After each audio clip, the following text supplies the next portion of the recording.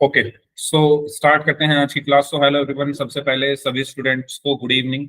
उम्मीद करता हूँ आप सभी लोग अच्छे होंगे।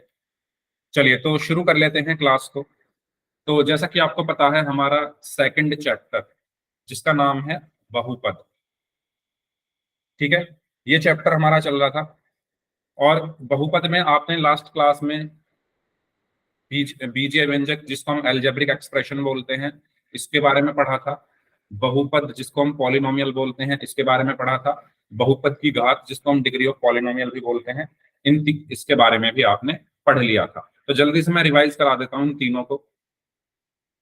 सबसे पहले हम बात करते हैं बीजीय व्यंजक या एल्जेब्रिक एक्सप्रेशन के बारे में, ठीक है। तो बताओ क्या होता है बीजीय व्यंजक, कोई बताएगा? तो जो सर वो एक्सप्रेशन जो कि वेरिएबल कांस्टेंट और ऑपरेशन से मिलकर बना होता है। Very good, very good, excellent, ठीक है। तो बीजीय व्यंजक या एल्जेब्रिक एक्सप्रेशन क्या होता है? जो तीन चीजों से मिलकर बना हो। वो तीन चीजें क्या क्या हैं? चर, अचर और संक्रिया, ठीक है। यानी वेरिएबल, कांस्टेंट और ऑपरेशन। इन तीनों से मिलकर जो व्यंजक बनता है उसको हम क्या कहते हैं? बीजीय व्यंजक कहते हैं या एल्जेब्रिक एक्सप्रेशन कहते हैं। फॉर एग्जाम्पल के लिए मैंने लिखा x-4, ठीक है। अब इसमें आप बताइए चर क्या है? चर या वेरिएबल क्या है? इसमें x है, ठीक है। इसमें चर या वेरिएबल क्या है? x है। इसमें अचर या कांस्टेंट क्या है? 4 यानी 4 है। अचर या कांस्टेंट क्या है? इसमें 4 है। और इसमें ऑपरेशन कौन सा लगा है? संक्रिया कौन सी लगी है? माइनस, ठीक है। इसमें संक्रिया कौन सी लगी है? ऑपरेशन कौन सा लगा है? माइनस। तो इन्हीं तीनों चीजों से मिलकर क्या बनता है? चर, अचर और संक्रिया से मिलकर एक बहुपद बनता है। तो इसको मैं क्या बोलूंगा? ये क्या है? एक बहुपद है। x-4 क्या है? एक बहुपद, एक बहुपद, सॉरी बीजीय व्यंजक, सॉरी। इन तीनों से मिलकर क्या बनता है? एक बीजीय व्यंजक बनता है। तो x-4 क्या है? एक बीजीय व्यंजक। क्लियर हुआ सभी को? ठीक है। तो एक बीजीय व्यंजक तीन चीजों से मिलकर बनता है। वो तीन चीजें क्या क्या हैं? चर जिसको हम वेरिएबल बोलते हैं, अचर जिसको हम कांस्टेंट बोलते हैं, संक्रिया जिसको हम ऑपरेशन बोलते हैं। ओके, यहां पर x क्या है? चर, वेरिएबल है। 4 क्या है? अचर, कांस्टेंट है। और संक्रिया यानी ऑपरेशन कौन सा है? माइनस। ओके, ठीक है, डन यहां तक। ये आपने लास्ट क्लास में पढ़ लिया था। फिर आपने पढ़ा था बहुपद के बारे में। तो इसको हटा दूं क्या? चलो इधर लिख लेते हैं, नीचे लिख लेते हैं। बताइए बहुपद क्या होता है? सर ये अलजेब्रिक एक्सप्रेशन का टाइप होता है जिसमें वेरिएबल की पावर होल नंबर होती है। Very good. आपका नाम क्या है? स्नेहा। स्नेहा। ओके, बहुत अच्छा बताया आपने, वेल डन, वेरी गुड। तो बहुपद या जिसको हम बोलते हैं पॉलिनोमियल क्या होता है? एक ऐसा बीजीय व्यंजक या ऐसा एल्जेब्रिक एक्सप्रेशन जिसमें चर के घातांक पूर्ण संख्या हो। चर के घातांक क्या हो? पूर्ण संख्या। या दूसरे शब्दों में अगर इंग्लिश में बोलूं तो जो एक्सपोनेंट हैं वेरिएबल के, exponent of variable are whole number, ठीक है। तो बहुपद क्या होता है? ऐसा एल्जेब्रिक एक्सप्रेशन, ऐसा बीजीय व्यंजक जिसमें चर के घातांक पूर्ण संख्या हो। फॉर एग्जांपल मैंने लिखा x raise to the power 5 minus 5x raise to the power 4 plus 3x cube minus 4x square plus 1, ठीक है। मैंने ये एक बीजीय व्यंजक लिखा। ये एक बीजीय व्यंजक है क्यों? क्योंकि इसमें चर है, इसमें अचर भी हैं, और इसमें संक्रियाएं भी लगी हुई है, तो ये एक बीजीय व्यंजक है। ठीक है, अब मुझे चेक करना है क्या ये बहुपद है। तो बहुपद के लिए मैंने क्या लिखा है ऊपर, चर के घातांक। तो चर क्या है इसमें, एक्स। चर क्या है इसमें, एक्स है, एक्स एक्स एक्स एक्स। ठीक है, और यहां पर मैं क्या लिख सकता हूं, वन को x raise to the power 0। ठीक है, इसको मैं ऐसे लिख सकता हूं ना, इधर अगली लाइन में लिख लेता हूं, x raise to the power 5 minus 5x raise to the power 4 plus 3x³ minus 4x² plus x raise to the power 0। ठीक है, क्योंकि आपको पता होगा ये कि किसी की भी पावर में अगर 0 है, किसी की भी रेज टू द पावर अगर 0 है तो 1 के इक्वल होता है। तो मैंने 1 को क्या लिख लिया, x raise to the power 0। तो यहां पर आप देखोगे चर क्या है, वेरिएबल क्या है, x। चर या वेरिएबल क्या है, यहां पर x है, और उसके एक्सपोनेंट या मैं कह दूं घातांक क्या क्या है, घातांक क्या क्या है x के एक्सपोनेंट क्या क्या है, 5 है, 5 है, ठीक है, 4 है, 3 है, 2 है और 0 है। तो यहां आप देख पा रहे हो ये सभी पूर्ण संख्याएं हैं, ये सभी पूर्ण संख्याएं हैं, ये सभी क्या है, पूर्ण संख्या, होल नंबर। तो अगर चर के घातांक, ठीक है, वेरिएबल के एक्सपोनेंट अगर होल नंबर है, पूर्ण संख्या है, तो ऐसे बीजीय व्यंजक को हम क्या कहते हैं, बहुपद कहते हैं। तो ये क्या होगा, एक बहुपद होगा। ये क्या होगा, एक बहुपद होगा, एक पॉलिनोमियल होगा। क्लियर हुआ सभी, क्या होता है बहुपद, जिसमें चर के घातांक पूर्ण संख्या हो। चर क्या है इसमें, एक्स है, चर क्या है इसमें, एक्स है, एक्स के घातांक क्या है, 5 4 3 2 0, सारे क्या है, पूर्ण संख्या, होल नंबर, इसलिए ये क्या है, एक बहुपद है। ठीक है, ये भी आपने लास्ट क्लास में पढ़ लिया था। कोई डाउट इन दोनों में अभी तक? मैंने आपको लास्ट क्लास में जो चीजें पढ़ाई गई थी, आपको उन दोनों दो चीजों को रिवाइज कराया है। पहली चीज मैंने बताई बीजीय व्यंजक क्या होता है, दूसरी चीज मैंने बताई बहुपद या पॉलिनोमियल क्या होता है। अब बात हम करते हैं बहुपद की घात। ठीक है, इसको हटा दूं मैं, चलो अब बात करते हैं हम बहुपद की घात क्या होती है। चलिए, क्या होती है बहुपद की घात, डिग्री ऑफ पॉलिनोमियल। ये तो सी हाँ आवाज कट रही है, देखो कोई बताएगा लार्जेस्ट पावर, ओके, यस। तो सबसे पहले मैंने मान लिया कोई बहुपद लिखा, -5x raise to the power 20 plus 4x² plus 7। ठीक है, क्या ये बहुपद है, जल्दी बताओ, क्या ये बहुपद है, क्या ये बहुपद है, यस और नो सभी स्टूडेंट्स, क्या ये पॉलिनोमियल है, चैट बॉक्स में बताइए, यस, वेरी गुड। ये बहुपद है क्योंकि इसमें जो चर है वो एक्स है। चर क्या है इसमें, एक्स है, और एक्स के जो एक्सपोनेंट है क्या है, 10 20 या 10 20 2 और यहाँ पर 0, सभी पूर्ण संख्याएं हैं, तो ये एक बहुपद होगा। ठीक है, ये एक बहुपद होगा। अब मुझे इस बहुपद की घात चाहिए, मुझे क्या चाहिए, इस पूरे बहुपद की घात चाहिए। तो आप बोलोगे सर बहुत सारी घातें दिख रही है मुझे, तो आप बोलोगे सर बहुत सारी हैं, देखो सर 10 भी है, 20 भी है, 2 भी है और यहाँ 0 भी है, मैं कौन सी बताऊं, है ना। सर बहुपद की घात तो बहुत सारी है, मैं कौन सी बताऊं। तो बहुपद की घात क्या होती है, बहुपद की घात क्या होती है, चर की अधिकतम घात,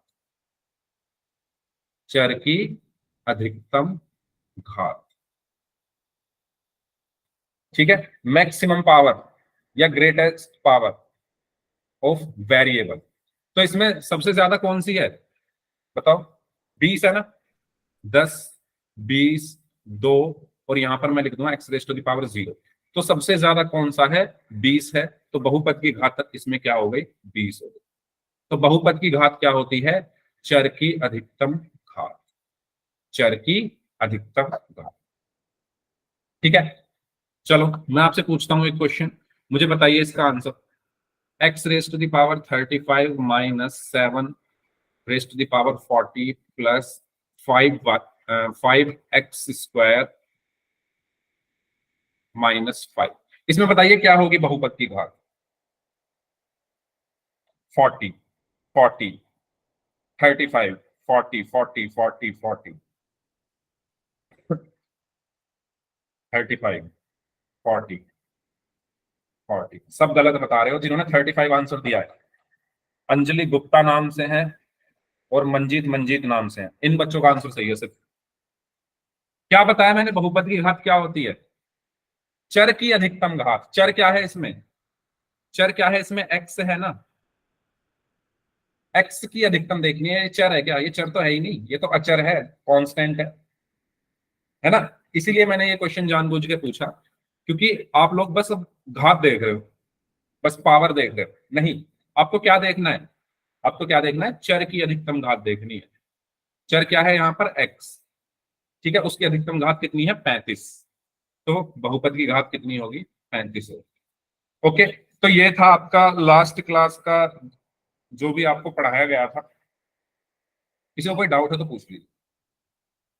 किसी को कोई डाउट है तो पूछ लीजिए अब तक। ओके, चलिए आगे बढ़ते हैं। अब बात करते हैं इस क्वेश्चन के बारे में। आपको इसमें घात बतानी है। आपके सामने एक बहुपद यहाँ पर लिखा हुआ है। पोल सेक्शन में आपको आंसर करना है। पोल में आपकी स्क्रीन पर भेजा।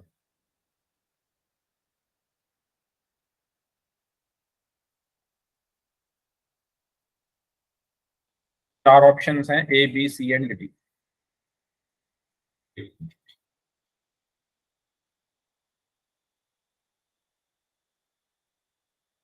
एंड डी करिए।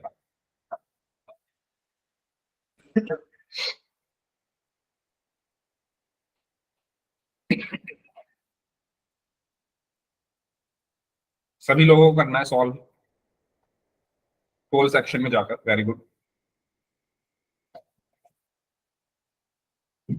Okay, okay, very good.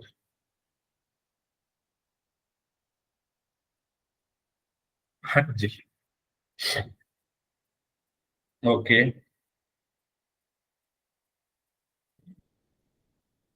हाँ जी, 6 लोग और बचे हैं। जल्दी से आंसर कर दीजिए इस क्वेश्चन का।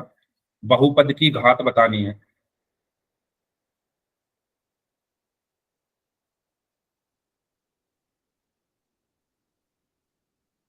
Very good. 3 लोग और बचे हैं। 2 लोग और बचे हैं, जल्दी से आंसर करें।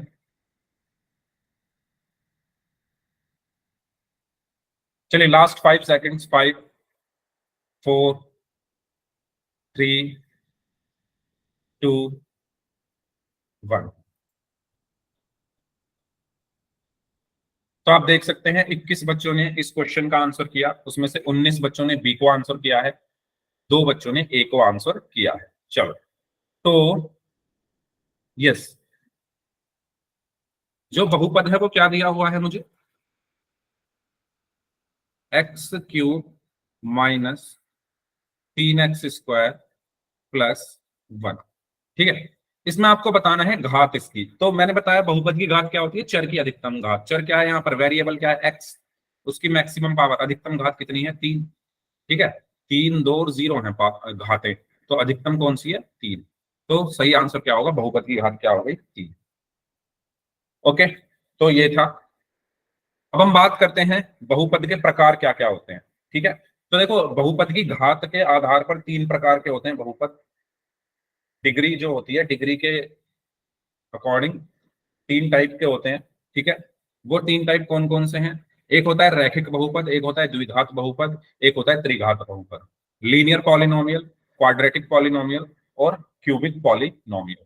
तो रैखिक बहुपद यानी लीनियर पॉलिनोमियल की अगर बात करूं मैं, तो इसमें जो बहुपद की अधिकतम घात होती है, या मैं कह दूं बहुपद की जो घात होती है वो 1 होती है,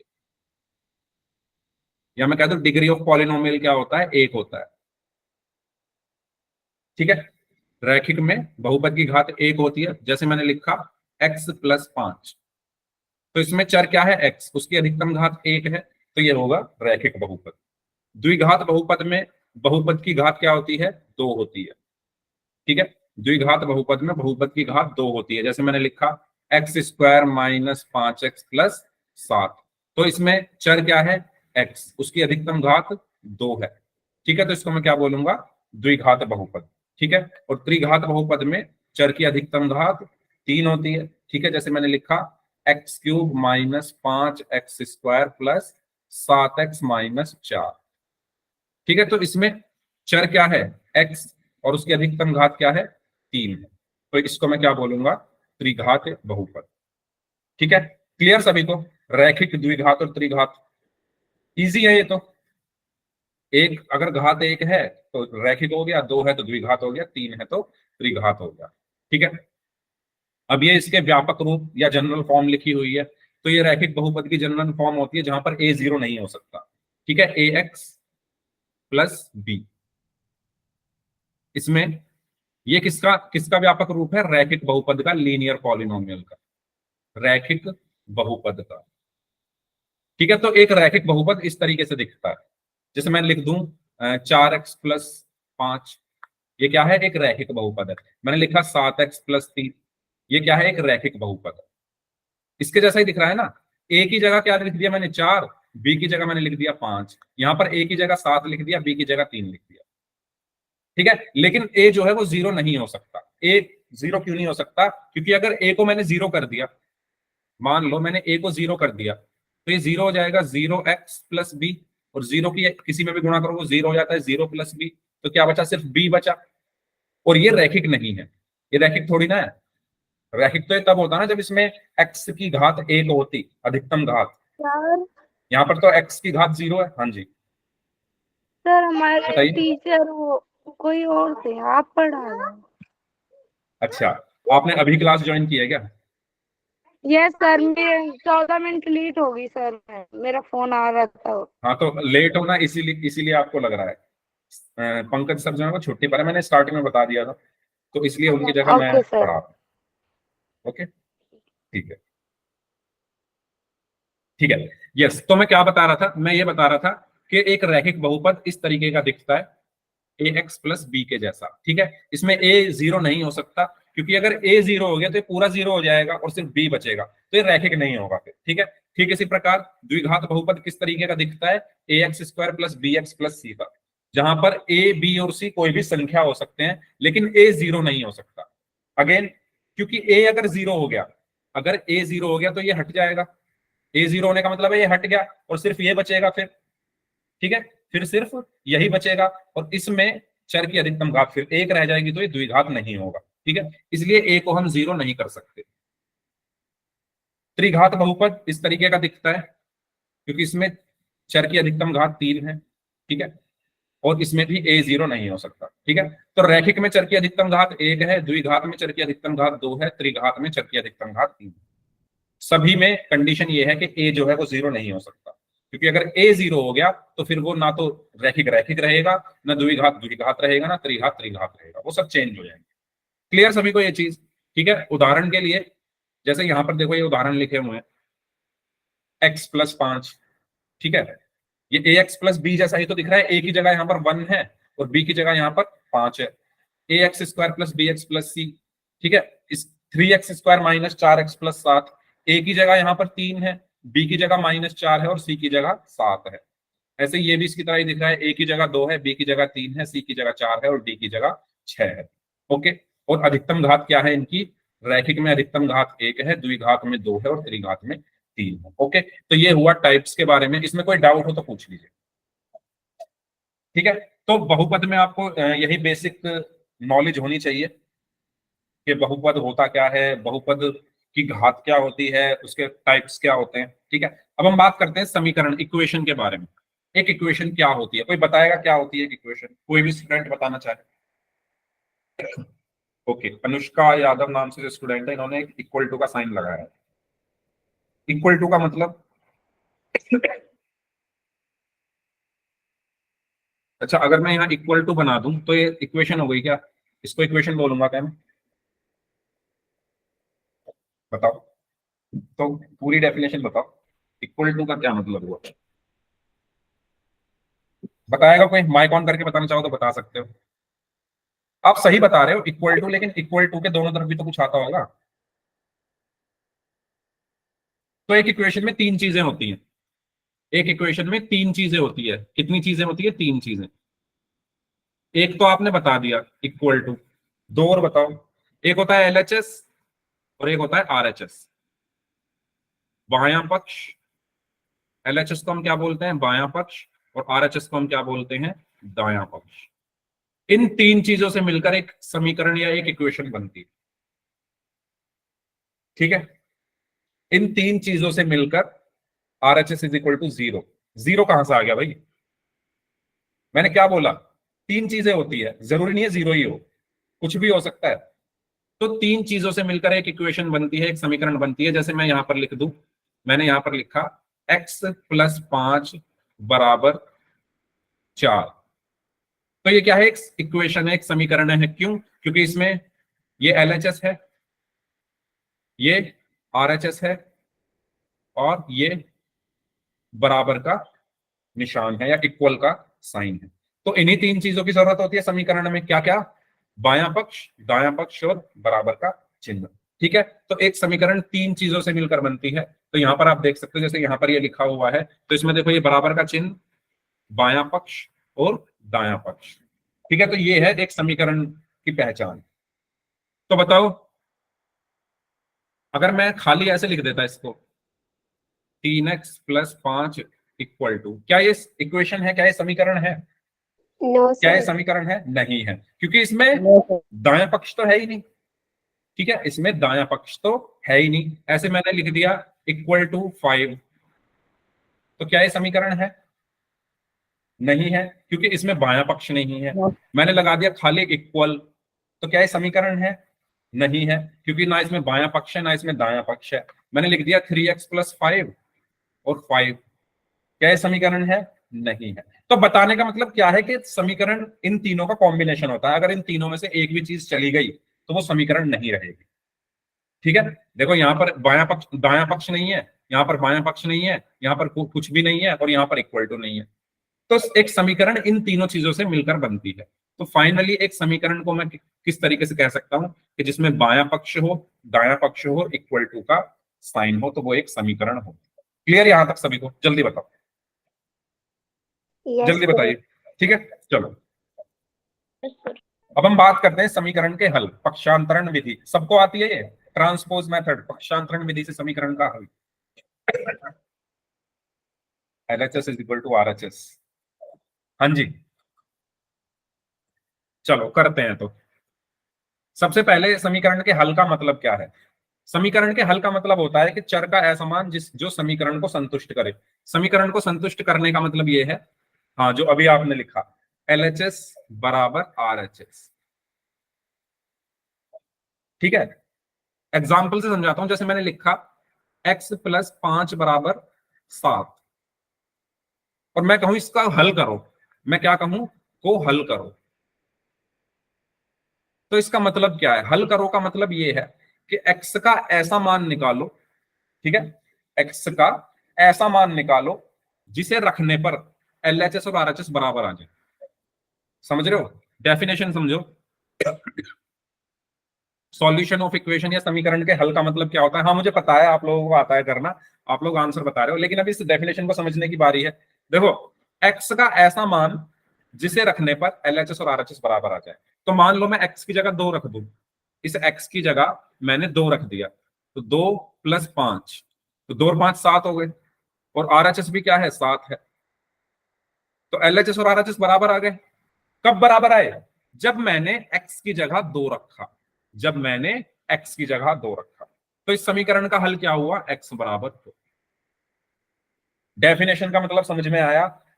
चर का ऐसा मान जिसको रखने पर एलएचएस और आरएचएस बराबर आ जाए। जैसे मैंने x की जगह जब यहां पर 2 रखा, तो एलएचएस भी 7 आ गया, आरएचएस भी 7 था। तो इस समीकरण का हल क्या हुआ? x बराबर 2। ठीक है, तो ये होता है समीकरण का हल। जैसे इसमें मान लो x की जगह मैं 5 रख दूं, तो 5 माइनस 5 0 हो गया। ठीक है, और आरएचएस भी 0 है। तो इस समीकरण का हल क्या हो गया? x बराबर 5। मान लो मैं यहाँ y की जगह 8 रख दूं, तो 8 प्लस 12 बराबर 20। तो एलएचएस और आरएचएस बराबर हो गया। कब बराबर हुआ? जब मैंने y की जगह 8 रखा। तो y, इस समीकरण का हल क्या हुआ? y बराबर 8। ठीक है, तो समीकरण के हल का मतलब ये होता है। अब बात आती है समीकरण को हल कैसे करते हैं। ठीक है, नेक्स्ट पॉइंट है। अच्छा ये बताओ, ये सबको डेफिनेशन क्लियर है? ये डेफिनेशन सबको क्लियर है? कोई डाउट हो तो पूछो इसमें। अगर सभी को क्लियर है तो जल्दी से वाई टाइप कर दी चैट बॉक्स में। ठीक है, अब हम बात करते हैं अब हम बात करते हैं कि एक समीकरण को हल कैसे किया जाता है। ठीक है, तो समीकरण को हल करने के लिए एक सिंपल सा रूल है। अगर आप कोई संख्या प्लस की है, हाँ साइन चेंज, अगर कोई संख्या प्लस की है, उसको उठाकर आप दूसरी तरफ लेकर जा रहे हो, दूसरी तरफ से मतलब ये है एक समीकरण में बराबर का निशान होगा। ठीक है, एक समीकरण में बराबर का निशान होगा, बराबर के निशान की तरफ कुछ लिखा होगा, इस तरफ कुछ लिखा होगा। तो मान लो इस तरफ प्लस का कुछ लिखा हुआ है, इस तरफ प्लस लिखा हुआ है, तो ये जब बराबर के दूसरी तरफ जाएगा तो दूसरी तरफ जाकर माइनस हो जाएगा। सिमिलरली जब ये माइनस बराबर के दूसरी तरफ जाएगा तो वो प्लस हो जाएगा। ये मुझे देखने से लग रहा है कि आप लोगों को ये चीजें आती है, लेकिन अगर किसी स्टूडेंट को नहीं आती तो प्लीज ध्यान से समझो। ओके, मैंने क्या बताया, एक समीकरण को हल कर रहे हैं तो समीकरण में बराबर का निशान तो होगा ही। अब बराबर के निशान के इस तरफ मान लो प्लस है, अगर वो उस तरफ जाएगा तो वो माइनस हो जाएगा। ठीक है, सिमिलरली अगर इस तरफ माइनस है तो इस तरफ आएगा तो वो प्लस हो जाएगा, यानी साइन चेंज हो जाते हैं, प्लस का माइनस, माइनस का प्लस। जब बराबर के दूसरी तरफ जाते हैं तो साइन चेंज हो जाते हैं, प्लस का माइनस हो जाता है और माइनस का प्लस हो जाता है। सिमिलरली अगर कोई चीज गुणा में है तो दूसरी तरफ जाकर वो भाग हो जाती है, और अगर कोई भाग में है तो दूसरी तरफ जाकर वो गुणा हो जाती है। ठीक है, बराबर के निशान के इस तरफ अगर कोई चीज गुणा में है तो दूसरी तरफ जाकर भाग हो जाती है, और अगर कोई भाग में है तो इस तरफ आकर गुणा हो जाती है। भाई ईमानदारी से बताओ, सबको समझ आ गई ये चीज? जिनको आती है बहुत अच्छी बात है, जिनको नहीं आया समझ में, प्लीज जल्दी से माइक ऑन करके पूछ लो कि सर नहीं आया। क्योंकि इसकी जरूरत बहुत ज्यादा पड़ेगी समीकरणों को हल करने की। आपने स्कूल में आगे के चैप्टर पढ़े होंगे तो आपने खुद देखा होगा, बहुत ज्यादा जरूरत पड़ती है। ठीक है, चलो सबको आ गया है? चलो कुछ क्वेश्चंस करते हैं। जैसे ये है, x+4 = 20, करिए सॉल्व। x का मान निकालना है। हल का मतलब क्या होता है? चर का मान निकालना। ठीक है, हल का मतलब क्या है कि इसमें जो चर है x, उसका मान निकालो। 16, 16, 16, very good. Okay, very good. ठीक है, तो कैसे करेंगे सॉल्व? देखो x का मान चाहिए, तो x तो यहीं रखा मैंने। x का मान मैं तभी निकाल सकता हूं ना जब ये अकेला रहेगा। अभी ये अकेला तो है नहीं, समझ रहे हो बात? x का मान मैं तभी निकाल सकता हूं। x का मान निकालने का मतलब ये है कि x इधर अकेला रह जाए और बराबर में इस तरफ x का मान आ जाए। x का मान निकालने का मतलब क्या है? ध्यान से सुनिएगा जो स्टूडेंट्स नहीं जानते, x का मान निकालने का मतलब है x तो अकेला रह जाए, बराबर का निशान, और इधर उसका मान आ जाए। तो कहने का मतलब ये है x मुझे अकेला रखना है, लेकिन यहाँ अकेला नहीं है, x के साथ +4 है, तो +4 को यहां से हटाना पड़ेगा। हटाने के लिए मैं क्या करूंगा, इसको इस तरफ ले जाऊंगा। ठीक है, +4 को इस तरफ ले जाऊंगा, तो x बराबर क्या आया? अभी मैंने बताया अगर प्लस की कोई चीज दूसरी तरफ जा रही है तो वो माइनस हो जाती है। तो 20 - 4, तो 20 में से 4 गया तो 16, तो x का मान क्या आया? 16। ओके, डन, क्लियर सभी को ये क्वेश्चन? आसान है, जिनको आता होगा उनको लग रहा होगा सर इतनी इजी इजी करा रहे हो। जिनको नहीं आता भाई वो बताओ, कोई डाउट हो तो पूछो। चलिए इसका आंसर बताइए, सेकंड वाले का, सभी लोग। 24, 24, 24, वेरी गुड। तो अगेन यहां पर मुझे क्या चाहिए?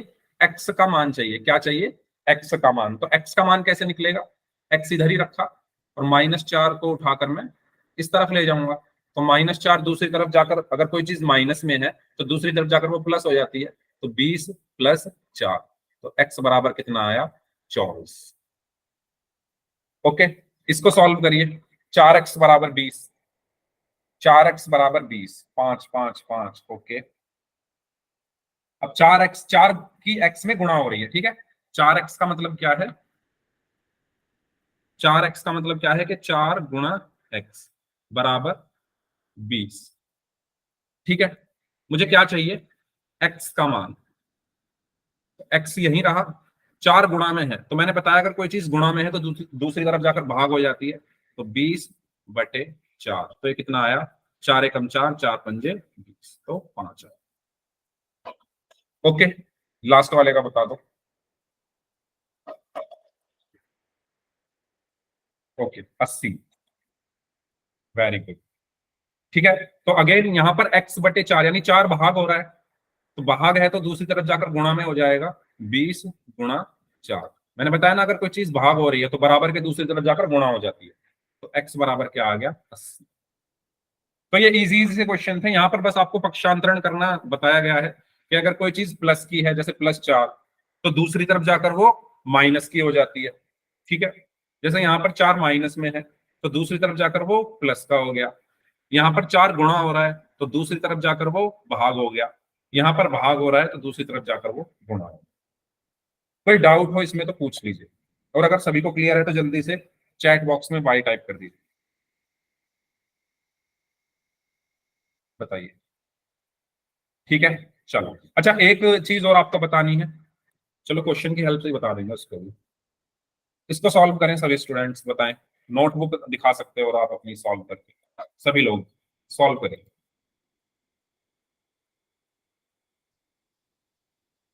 एक चीज मुझे ये बतानी थी कि जैसे इस क्वेश्चन में अगर आप देखोगे, इस क्वेश्चन में आप देखो यहाँ पर दो काम एक साथ हो रहे हैं, है ना। x में 5 की गुणा भी हो रही है और फिर 3 माइनस हो रहा है।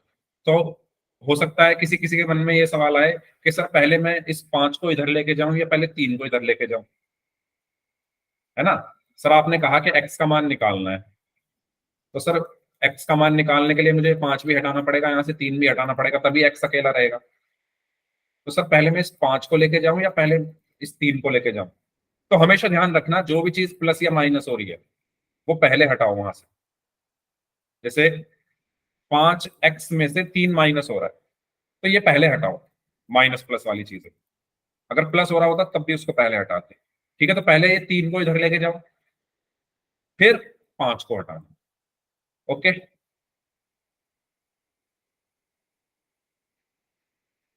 6, 5, 5 आ रहा है या 6 आ रहा है, 5 ओके, 6, ओके,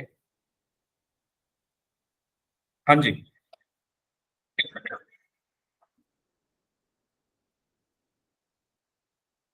करिए सॉल्व सभी स्टूडेंट्स।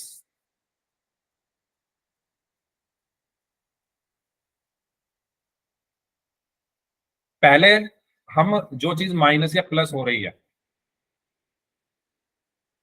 ठीक है, उसको हटाएंगे।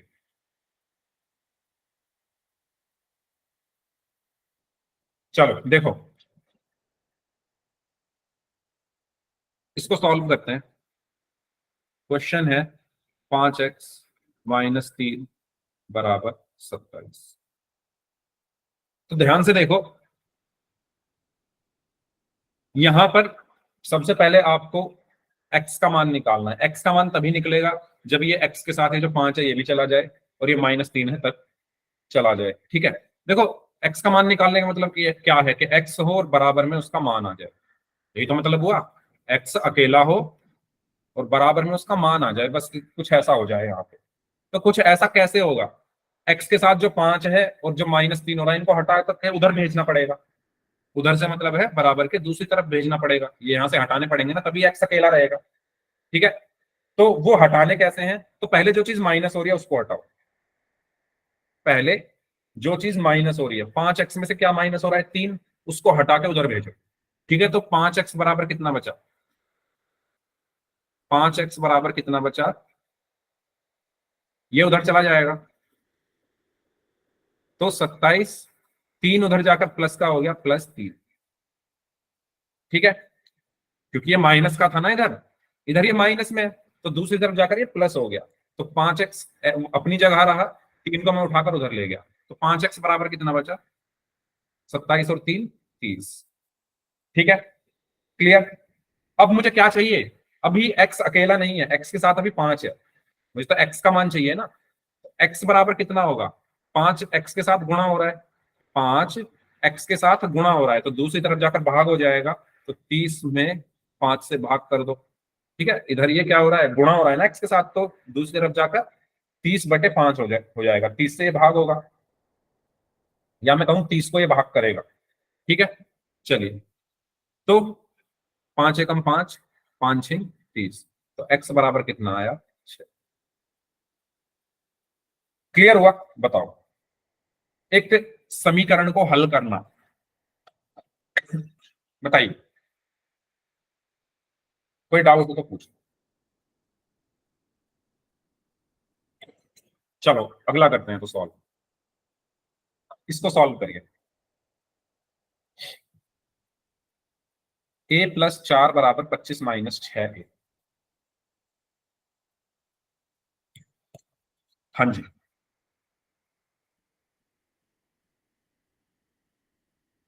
a का मान निकालना है इसमें, तो a का मान तो तब निकलेगा ना जब ये a वाले एक साथ आए पहले, है ना। एक a तो इधर पड़ा हुआ है, एक a तो इधर पड़ा हुआ है, और एक a इधर है, सॉरी 6a। तो इनको पहले एक साथ मुझे लाना पड़ेगा, तो इसको उठाकर इधर ले आऊंगा मैं। हाँ बता रहा हूँ, मैं बता रहा हूँ।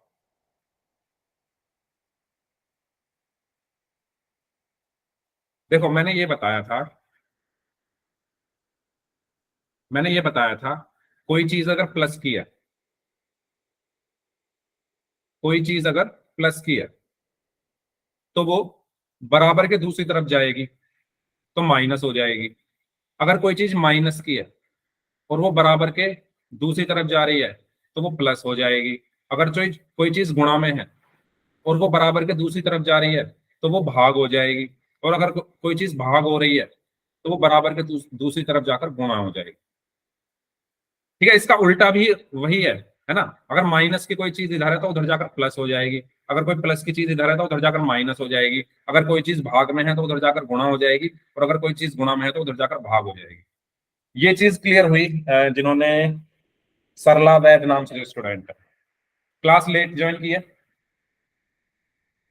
हाँ जी, सरला वैद नाम से जो स्टूडेंट है, बताओ, क्लियर हुई ये चीज?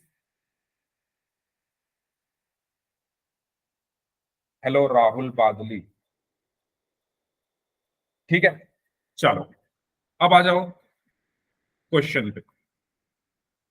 इस क्वेश्चन को देखो, मुझे इस समीकरण को हल करना है। हल करने का मतलब यह है कि ए का मान निकालना है।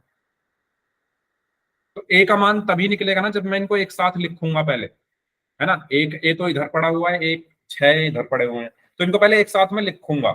ए का मान निकालने का मतलब यह है कि लास्ट में आंसर कुछ ऐसा आएगा, ए बराबर, इधर आंसर आ जाएगा। ठीक है, तो मतलब ए को मुझे एक साइड पर लाना पड़ेगा पहले, तभी तो कुछ ऐसा आंसर आएगा। ए अगर एक तरफ आ जाएगा तभी आंसर आएगा, तो मुझे ए को पहले एक साथ लिखना पड़ेगा। एक साथ लिखने का मतलब यह है कि ये वाला ए तो अपनी जगह रखा मैंने, इस -6a को उठाकर इधर ले आया। माइनस में है ये, तो बराबर के दूसरी तरफ जाकर प्लस हो गया, +6a, और +4 ऐसे का ऐसे ही, बराबर 25। बताओ क्लियर हुआ? यहां तक क्लियर हुआ? कोई डाउट हो तो पूछो। यस। ओके चलो, ए में 6a जोड़ोगे तो कितना आएगा? 7a। ए में 6a जोड़ा तो कितना आया? 7a। ठीक है, +4 बराबर 25। अब ये पहले वाले क्वेश्चन की तरह ही तो हो गया।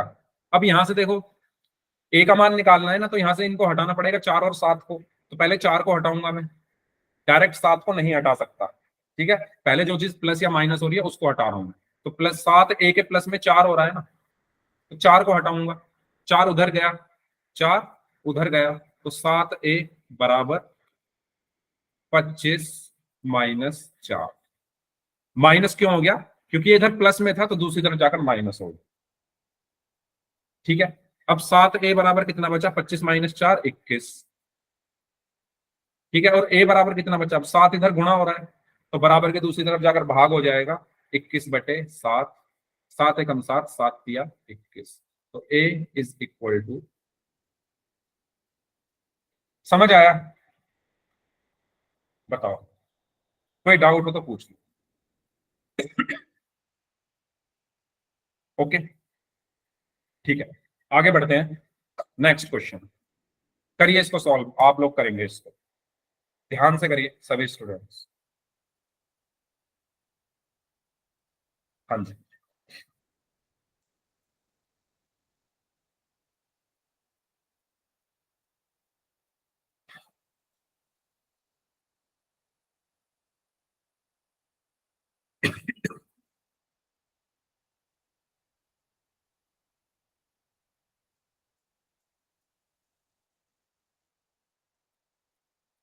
यस।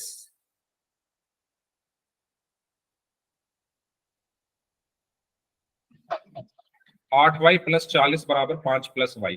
वाई का मान निकालना है तो वाई वाले एक साथ लिख लो, ठीक है, और जो संख्याएं हैं उनको एक साथ लिख लो, तभी तो वाई का मान निकलेगा।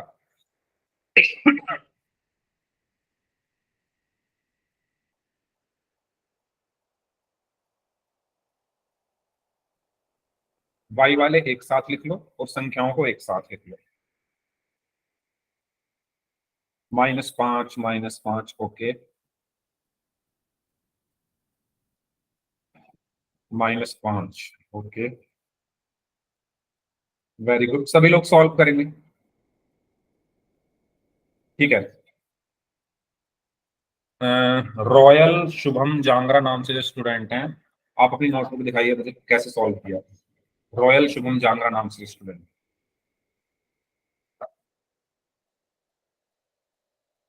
कैसे आया -5? हाँ जी, रॉयल शुभम जांगरा नाम से जो स्टूडेंट हैं, अपनी नोटबुक दिखाइए और मुझे बताइए कि आपका आंसर -5 कैसे आया, या ऐसे ही लिख दिया। कृष्ण कृष्ण दलाल नाम से जो स्टूडेंट है, आप बताइए, आप भी नोटबुक दिखाइए। आप लोगों ने आंसर दिए -5, तो अपनी नोटबुक दिखा दो। ओके वेरी गुड, एक मिनट मुझे देखने दो कैसे सॉल्व किया। Okay okay, very good, good, बहुत अच्छे। चलिए, और किस किसने सॉल्व किया दिखा दो नोटबुक। ओके, अंशिका यादव नाम से जो स्टूडेंट है, ओके वेरी गुड, आपका भी ठीक है। ओके, खुशी राम नाम से जो स्टूडेंट हैं, very good, very good.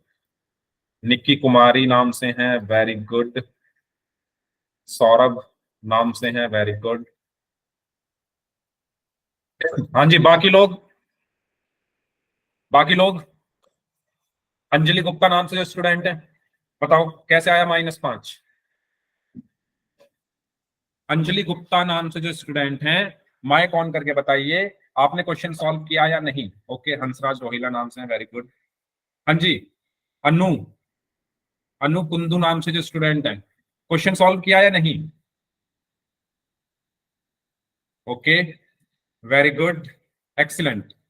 Anshika Yadav, अच्छा इनका हो चुका है। अनुज रोहिला नाम से जो स्टूडेंट है, क्वेश्चन सॉल्व किया या नहीं? अनुज रोहिला नाम से जो स्टूडेंट है, आपने क्वेश्चन सॉल्व किया या नहीं, यस और नो, इतना तो बता ही सकते हो। किया है तो अपनी नोटबुक दिखा दो, नोटबुक दिखा दो अपनी, कैसे किया सॉल्व, सबकी नोटबुक चेक करूंगा मैं। हाँ जी, आयुष दलाल नाम से जो स्टूडेंट हैं, आपने क्वेश्चन किया या नहीं?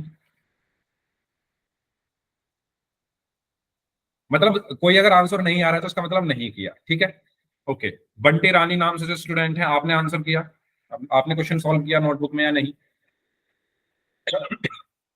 स्कूल में भी ऐसे ही करते हो जब टीचर क्वेश्चन सॉल्व करने के लिए देते हैं, बैठे रहते हो आराम से, या क्वेश्चन सॉल्व करते हो नोटबुक में?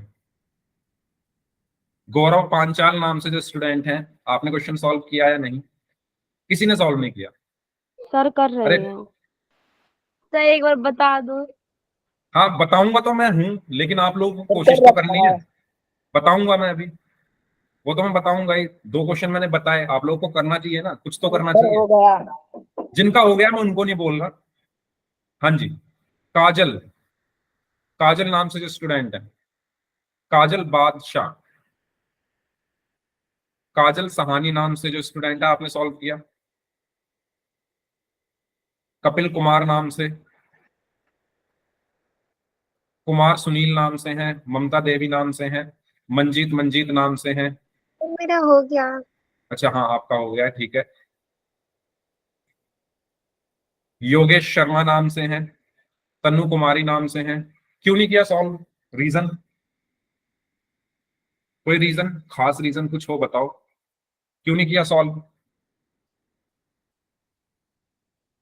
खुद से सॉल्व अगर नहीं करोगे तो ये नहीं आएंगे समझ में। अगर आप ऐसा सोच रहे हो कि क्लास को देखकर, है ना, ऐसे आराम से बैठ के देख लेंगे, आ जाएंगे समझ में, सब हो जाएगा, कुछ नहीं होगा। ठीक है। दुनिया का हर काम, दुनिया का हर काम तभी आप सीख सकते हो जब आप उसको अपने हाथ से करोगे, कुछ भी हो। एक डॉक्टर होता है, डॉक्टर 5 साल पढ़ाई करता है कॉलेज में जाके, अपने हाथ से कॉलेज में प्रैक्टिस करता है ऑपरेशन करने की। 5 साल प्रैक्टिस करने के बाद फिर बाहर प्रैक्टिस करता है 2-3 साल, तब जाकर वो एक ऑपरेशन करता है। ठीक है। तो मतलब ऐसा तो होता नहीं वो जाता है और ऐसे आराम से बैठ गया क्लास में जाके और देख ली क्लास और छुट्टी हो गई, अपना घर चले गए। ऐसे नहीं होता। अगर ऐसे होता तो फिर तो वो फिर ऑपरेशन कर ही नहीं पाता।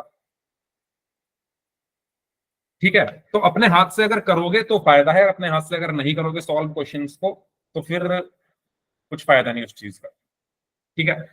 देखो, मैंने बताया हल का मतलब होता है चर का मान निकालना। हल का मतलब क्या होता है? अरे आपको पोल की पड़ी है बच्चों से, ये क्वेश्चन सॉल्व नहीं हो रहे, पहले क्वेश्चन सीख तो जाए, सभी लोग करते हैं पोल में भी। हल का मतलब क्या होता है? हल का मतलब क्या होता है?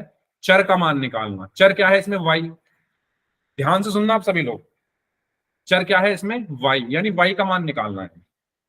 वाई का मान निकालने का मतलब ये है, आसान शब्दों में बता देता हूं। आप वाई वाले जो टर्म है, वाई किस किस टर्म में आ रहा है, इसमें और इसमें। टर्म जानते हो क्या होता है? ठीक है, चलो पद, है ना। वाई किस किस पद में आ रहा है? इसमें और इसमें। इसमें देखो वाई आ रहा है और इसमें वाई आ रहा है, इनको एक साथ लिख लो। जब भी आपको किसी समीकरण को हल करना है तो चर वाले पद एक साथ लिख लो, अचर एक साथ लिख लो। ठीक है। ये चर वाला पद है, ये भी चर वाला पद है, इनको एक साथ लिखना है। एक साथ लिखने का मतलब कैसे, क्या है कि 8y को तो अपनी जगह रखो, इस y को उठाकर इधर ले आओ। y जब दूसरी तरफ जाएगा, ये बराबर का निशान है ना बीच में, बॉर्डर है, ये जब बॉर्डर के दूसरी तरफ जाएगा तो अपना साइन चेंज कर लेगा। अगर वो प्लस का है तो माइनस हो जाएगा, माइनस है तो प्लस हो जाएगा, गुणा में है तो भाग हो जाएगा, भाग में है तो गुणा हो जाएगा। अब ये y प्लस में है इधर, तो दूसरी तरफ जाकर माइनस हो गया, तो ये बचा 8y माइनस वाई। ठीक है, 8y माइनस वाई। अब +40 as it is equal to 5। बताओ ये वाला स्टेप सबको क्लियर है? इसमें कोई डाउट किसी को? इसमें कोई डाउट किसी को? जिन्होंने क्वेश्चन सॉल्व नहीं किया था, ये समझ में आया मैंने क्या किया है? वाई को उठाकर इधर ले गया हूं, क्यों? क्योंकि मुझे मान चाहिए वाई का। वाई का मान मैं तभी निकाल सकता हूँ ना जब मैं इनको एक साथ रख के माइनस प्लस कुछ करूंगा। तो इतनी दूर से तो कुछ नहीं होगा, इतनी दूर से क्या करेंगे, कुछ नहीं कर पाएंगे। साथ में होने चाहिए, तो मैं साथ में ले आया ना, इस वाई को इसके साथ लेकर आ गया, 8y माइनस वाई। ठीक है। अब ऐसे ही 8y में से y घटाया तो कितना बचा? 8y में से एक y घटा तो 7y। अब ये +40 बराबर 5। अब y का मान चाहिए तो ये 40 को यहां से हटाना पड़ेगा, तो 7y बराबर 40 कैसा है? प्लस का, दूसरी तरफ जाकर माइनस हो जाएगा, तो 5 माइनस 40। ठीक है, क्लियर यहां तक? 8y माइनस वाई, 7y बचा, +40 एज इट इज बराबर बराबर 5 5, 7y एज इट इज। 40 को इधर ले गया क्योंकि y का मान चाहिए ना, y का मान मैं तभी निकाल सकता हूं जब ये यहां से हटेंगे। y का मान निकालने का मतलब है y यहाँ पर अकेला रहना चाहिए, ये कुछ नहीं होना चाहिए y के साथ, जो ये 40 और 7 है ये हटाने हैं मुझे, तो मैंने पहले 40 को हटाया है। पहले प्लस और माइनस वाली चीज हटेगी, पहले प्लस और माइनस वाली चीजें हटेंगी। तो प्लस में 40 है तो इसको हटाया मैंने, इसको इधर ले गया, तो 5 माइनस 40। अब 5 माइनस 40 क्या होता है? 5 माइनस 40 क्या होता है? 5 प्लस का, 5 प्लस का है, 40 माइनस का है। ये सब चीजें पढ़ी होंगी, ये आता है करना, ये घटाने आते हैं सभी को। ठीक है, गुड। तो यहाँ पर चिन्ह अलग अलग है, 5 प्लस का है, 40 माइनस का है। और जब अलग अलग होते हैं तो घटाते हैं, तो 40 में से 5 गया तो 35 बचा। अब 5 और 40 में से बड़ी संख्या 40 है, वो माइनस में है, तो 35 भी माइनस में आ गया। ठीक है, तो 7y बराबर कितना बचा, माइनस का 35। ठीक है, अब y बराबर यहां से कितना आएगा, 7 इधर गुणा हो रहा है, 7 इधर गुणा में है, तो दूसरी तरफ जाकर भाग हो गया, -35/7 यानी -5। 7 एकम 7, 7 पंजे 35, तो -5 आया। क्लियर हुआ? बताओ, समझ में आया सभी को? अगला क्वेश्चन में सबका चेक करूंगा, सबकी नोटबुक में। अगर नहीं समझ में आया तो पूछ लो। सर एक चीज पूछनी है हाँ इसमें, पूछो। ये जो 5 प्लस में y है, अगर यहाँ पे ये दोनों जॉइंट होते हैं 5x, तो ये यहाँ पे आके 5x माइनस होता ना? कहाँ पे बोल रहा, कौन से स्टेप में? सर ये इज इक्वल टू के बाद 5 प्लस में y है, इज इक्वल टू के बाद, अच्छा हाँ यहाँ, हाँ तो बोलिए। हाँ सर ये 8y है, तो अगर ये यहाँ पर प्लस का निशान ना होता, 5y होता, तो यहाँ पे आके 5y माइनस हो जाता ना? हाँ और बिल्कुल। अगर यहाँ पे 6 प्लस में y हो, तो फिर हमें खाली y को इस साइड लाना है। यस। Okay sir. कंफ्यूज, ज्यादा कंफ्यूज नहीं होना है, ठीक है, सिंपल रखना है चीजों को। आप ये बोल रहे हो ना 8y प्लस 40 बराबर 8y प्लस 40 बराबर 5y। ठीक है, तो मैंने क्या बताया, जो y वाली टर्म है, देखो एक ये टर्म y वाली है, कि ये पूरी टर्म y वाली है, तो इनको एक साथ लिखना है।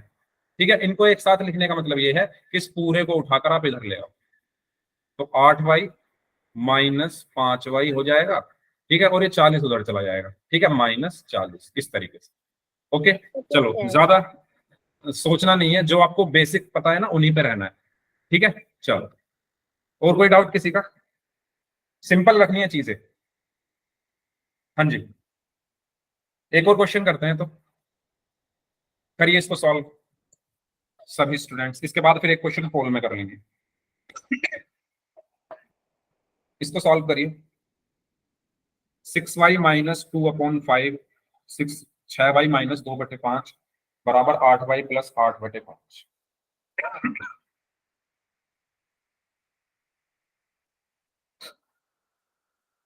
हाँ जी, y वाले एक साथ लिख लो, उनको सॉल्व करो। जो बिना y वाले हैं उनको एक साथ लिख लो, उनको सॉल्व।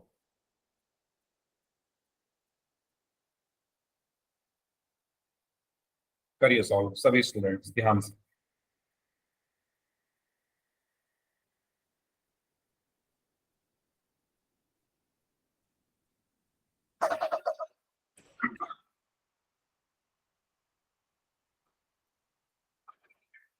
ओके, -1। ओके,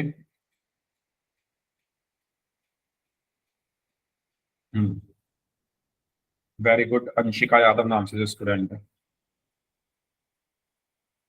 ओके, ममता नाम से जो स्टूडेंट है, इस नाम से जो आईडी है, वेरी गुड। 2 बच्चों का आंसर आ गया है। कृष्ण नाम से जो आईडी है, very good.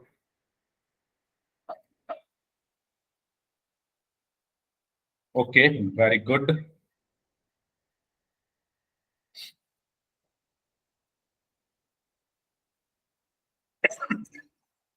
Okay, Tannu Kumari नाम से हैं, योगेश शर्मा नाम से हैं। अच्छा, योगेश शर्मा नाम से जो स्टूडेंट हैं, बताओ कैसे सॉल्व किया, नोटबुक दिखाओ।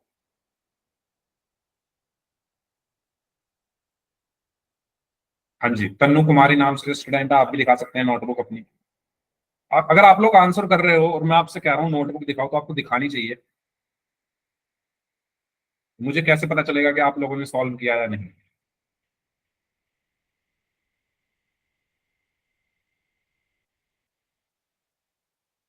ओके, खुशी राम नाम से स्टूडेंट है।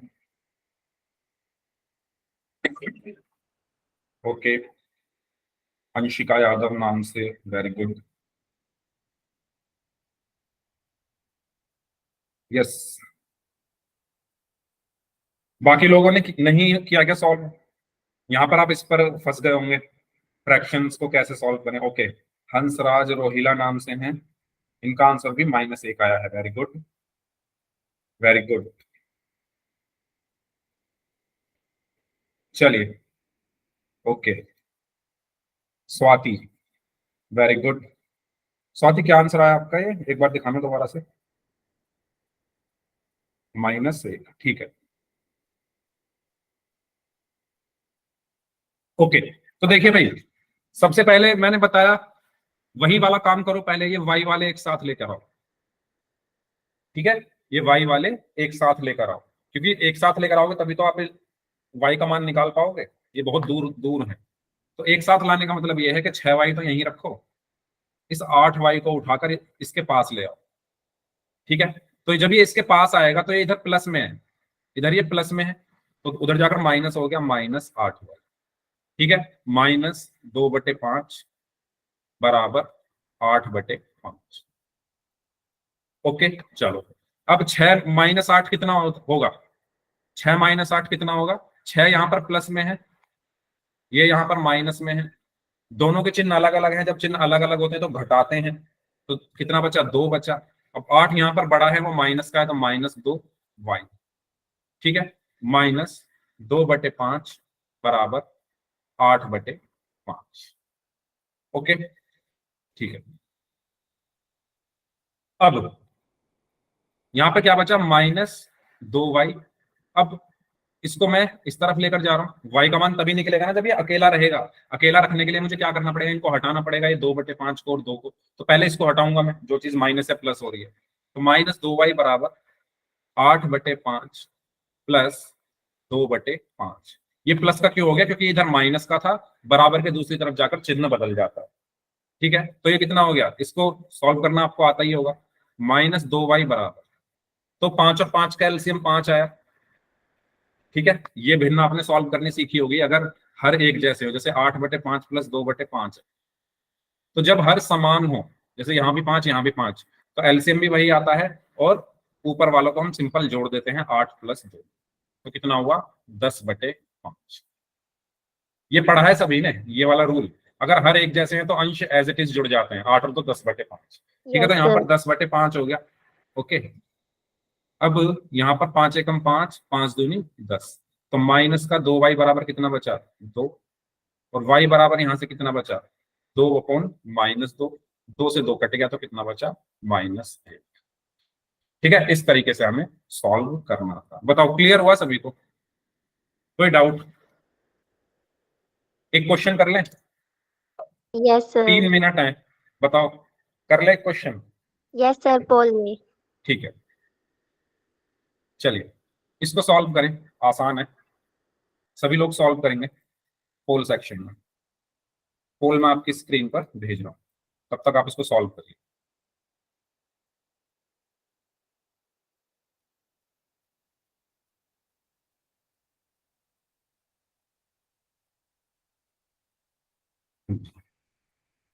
Yes. करिए। I have done, एक्स का sir. एक्स का मान निकालना है, वेरी गुड। एक्स का मान निकालने के लिए आपको इन सबको हटाना पड़ेगा, एक्स को अकेला करना पड़ेगा, ठीक है। तो पहले वो चीज हटाओ जो प्लस में है, फिर जो एक्स के साथ मल्टीप्लाई में है उसको लास्ट में हटाना, ठीक है। ये तो इजी क्वेश्चन है, तो सभी लोग सॉल्व करेंगे ध्यान से। Very good.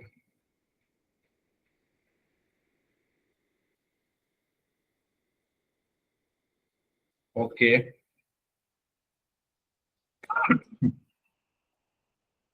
ओके, हाँ जी, जो लोग बच गए हैं वो भी आंसर कर दीजिए। 3x + 6 = 18, इसको हल करना है। हल करने का मतलब है एक्स का मान आपको निकालना। करिए।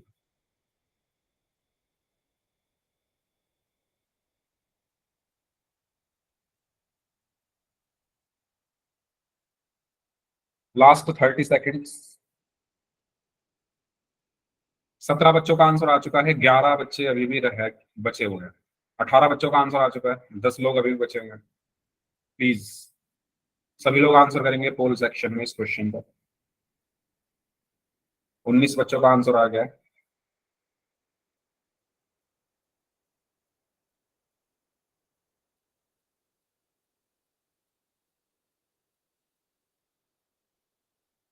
ओके,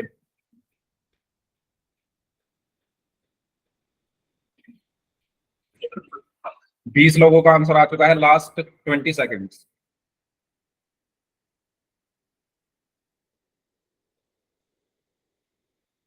ओके, 21 बच्चों का आंसर आ चुका है, 22 लोगों का आंसर आ चुका है, वेरी गुड।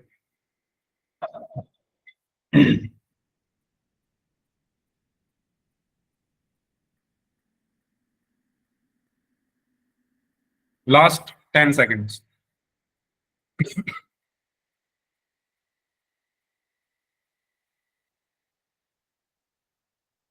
Last 5 seconds, 5 4 3 2 1।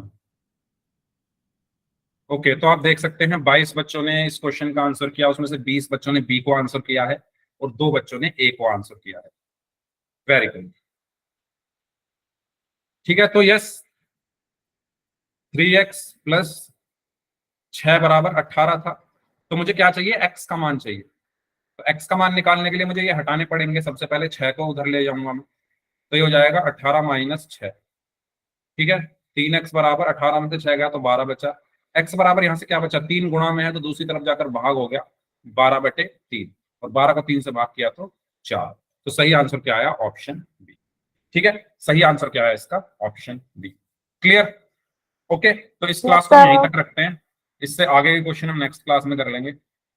अब जिनके डाउट्स हैं वो लोग अपने डाउट्स पूछ लीजिए, बाकी लोग जा सकते हैं।